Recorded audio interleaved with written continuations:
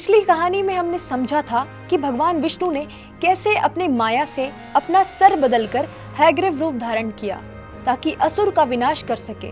अब हयग्रीव अवतार से जुड़ी दूसरी प्रचलित कथा आपको बताते हैं।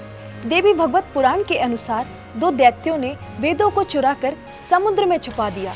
इस हयग्रीव अवतार की कहानी उन्हें वापस लाने से जुड़ी है। सृष्टि के प्रारंभिक काल में जब सिर्फ जल ही जल था, तो भगवान विष्णु योग निद्रा में विश्राम कर रहे थे। उनकी नाभि से निकले कमल पर ब्रह्मा जी विराजमान थे, जो सृष्टि की रचना करने वाले थे। इस समय विष्णु के कान की मैल से दो भयंकर असुर उत्पन्न हुए, मधु और कैटभ्य। ये दोनों अत्यंत बलवान और अहंकारी थे, क्योंकि इनका वध वहीं किया जा सकता था जहाँ जल ना हो, और सृष्टि उस समय सिर्फ जल से ही बनी थी। कुछ परंपराओं के अनुसार दोनों असुरों ने वेदों को चुराकर समुद्र की गहराइयों में छुपा दिया। वेद ही ज्ञान का मूल थे, उनके बिना सृष्टि का कार्य रुक गया। ब्रह्मा जी चिंतित हुए और भगवान विष्णु का स्मरण किया। विष्णु योग निद्रा से जागे और असुरों से युद्ध करने लगे। यह युद्ध बहुत लंबे समय तक चलता रहा। अंत में विष्णु ने समझा कि इस युद्ध को जीतने के लिए केवल बल नहीं, बल्कि बुद्धि और चतुराई जरूरी है।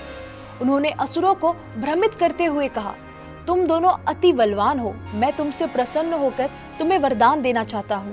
अहंकार में डूबे असुर हंस पड़े और बोले, वरदान तो हमें तुम्हें देना चाहिए। तो फिर विष्णु ने कहा, तो मुझे बताओ तुम्हारी मृत्यु कैसे संभव है? हमें सिर्फ वही मारा जा सकता है जहाँ जल ना हो। असुरों ने कहा। तब विष्णु ने अपना विशाल रूप धारण किया और उन्हें अपनी जांघों पर रखकर जहाँ जल नहीं था, दोनों असुरों का वध कर दिया। इसके बाद कुछ पौराणिक परंपराओं के अनुसार भगवान विष्णु ने हयग्रीव रूप धारण करके समुद्र की गहराइयों से वेदों को पुनः प्राप्त किया और उन्हें ब्रह्मा जी को लौटा दिया। इस प्रकार ज्ञान की पुनः स्थापना हुई और सृष्टि का कार्य फिर से शुरू हो सका। भगवान विष्णु को हयग्रीव रूप लेना अनिवार्य नहीं था, लेकिन इस रूप के माध्यम से उन्होंने ये दर्शाया कि जब ज्ञान खो जाता है, तब उसकी पुनः स्थापना के लिए स्वयं ज्ञान का स्वरूप धारण करना पड़ता है। ये कहानी बताती है कि जब बल काम न आए, तब बुद्धि ही सबसे बड़ा शस्त्र बनता है और ज्ञान ही अंधकार पर विजय दिलाता है। ऐसे ही अद्भुत और प्राचीन पौराणिक कथाओं के लिए चैनल को फॉलो जरूर करें। धन्यवाद।